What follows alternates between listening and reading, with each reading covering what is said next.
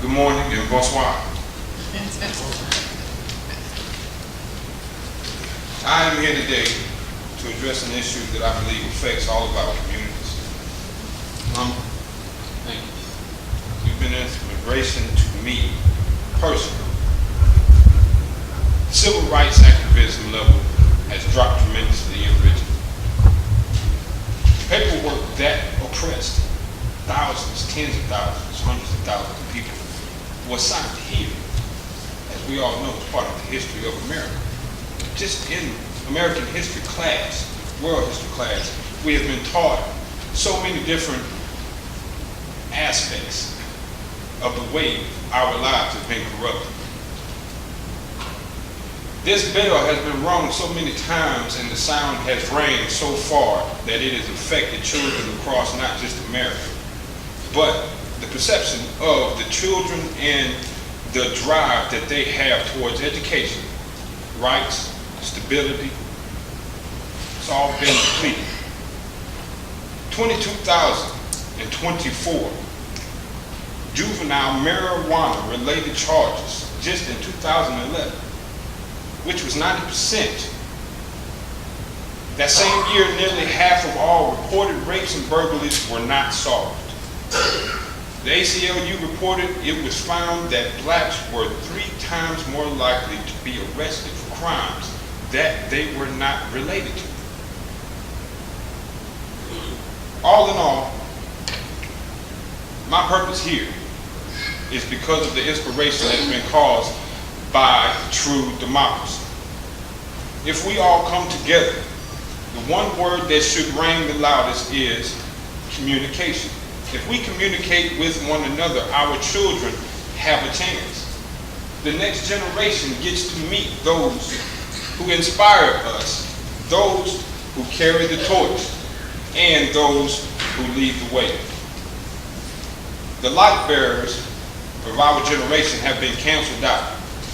So I am here to present myself and anyone in my organization, which is the all is one, the universal movement.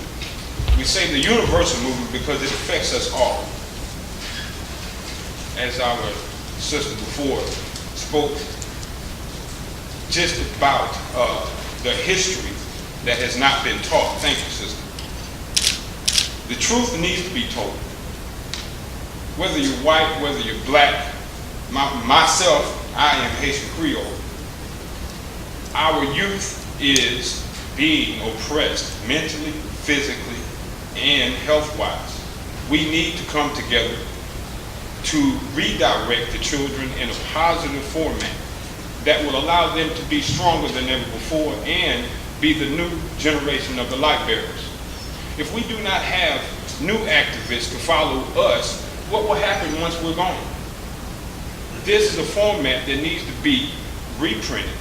The blueprint needs to be put back out on a grassroots level and have everyone deal with one another hand to hand, face to face. If I truly call you my brother and I truly call you my sister, why should I shun you in difference of opinion? I never truly agreed with what my mother taught me until I got old enough to understand.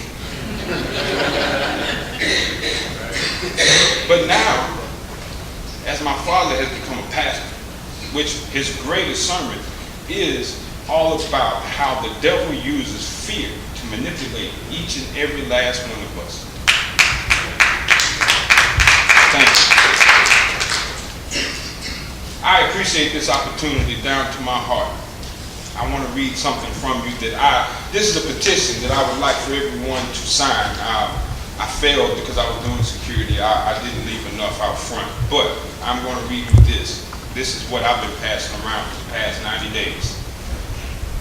I, myself, am a citizen in the black community who is a nonpartisan in our cause to turn the tide against senseless shootings and killings in the African American communities across America by African Americans, not by whites. I propose that a team of positive, influential individuals, inclusive of yourself, Congressman Rush, Congresswoman Maxine Waters, Congresswoman Sheila Jackson Lee, Reverend Al Sharp, a medical professional, and a representative from the United Nations Human Rights Commission, a representative from the Department of Justice, the media, including TV1, Oprah's Own, and/or Reverend Al Sharpton's Political Nation on MSNBC to go and see Mr. Larry Bernard Hoover. It has been proven that in the past his words have made a difference when it comes to the younger generation in Chicago. I believe that with his words, he could easily convince this country and the city of Chicago that he supports education, public safety for the children, going back and forth to school, and doing everything righteous to help turn the tide against senseless shootings and killings in the African American communities across America. With this team of individuals working together, I feel that we can make a change for the safety of our future leaders of our great nation. I have pushed, I have walked, I have met people, I've introduced myself, and I've been judged. I feel the oppression and the tension from being judged only by the perception. Some people would see some of us in here of color, whether we're light or dark, but depending upon your hat, automatically you're judged as either being an Islamic radical, black activist, or possibly a white supremacist. If you are being one of those being judged, in that action, mathematically 1 + 1 = 2 all day. For us to truly be able to have the right to complain about the environment of oppression, we have to become involved. This is what the youth needs to see. For us to become involved, we have to communicate. We have to work together. This means so much to me because I am one of those who has become part of the statistics of the oppression in America. And if you stand with me, I will stand with you. Thank you for this opportunity. Everyone, my name is Lily. I want to thank you all for being here so graciously today. This is a powerful day that we can continue to add our advocacy toward. I come before you today seeking your participation in root solutions to root causes around the subject areas of jobs, wealth creation, housing, and transportation. Those are access blocking issues that stagnate our community. It has done that for several decades. Many of what any of you consider my expertise, I gather from my peer interaction. We truly have the wisdom within us, the mother wit. Now it's time to activate that. I want your input.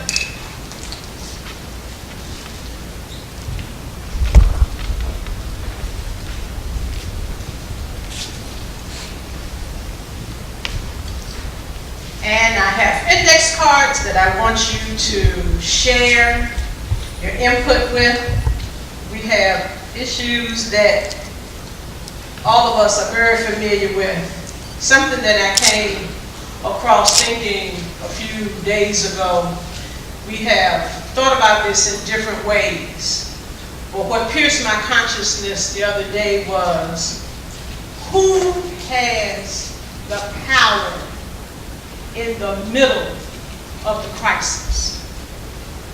You know, we always talk about we got to, work with our people, we got to, strategize, organize, activate, advocate, agitate, all of that. But at the root cause, at the root solution of how I follow back on what this gentleman said about, being judgmental, to remove those things. I live in public housing. That equation does not get any calibration of when real action steps are suggested. You know, you ask people to sit on the commission, you sit on the board. You know, they think that they can marginalize you, that you're not going to activate your network, and they are the people who we employ, our elected officials. We need to change the narrative on letting them know that they are employed by us. We are not subject to them. You know, and the more we get this microphone and share with people on a regular basis to change the narrative, to empower people, to encourage people, that there is no dumb question. Now, I shared this with some folks once upon a time. I'm going to share it one more time. My daddy told me a long time ago, he who asks the question may be fooled for the moment, but he who never asks the question is fooled forevermore. In working with my race reconciliation initiative, we try to create an environment where there is no dumb question, that we allow people to ask questions, keep their sacred information, and move it forward. So along the avenue of job and wealth creation, which a very good friend of mine uses all the time, and the city is getting ready to adopt that as an administrative office, which is the Office of Community Wealth Building. We need to take that power away from what's taboo information, what's embargoed information, what's in the best interest of the community in its diversity, and how we challenge the powers that be in moving our agenda forward. I mean, there's a certain amount of respect, there's a certain amount of time release information that you have to abide by in order to make a process happen. But to pigeonhole people, for lack of a better way of saying it, where they are ostracized or searching for a word, y'all.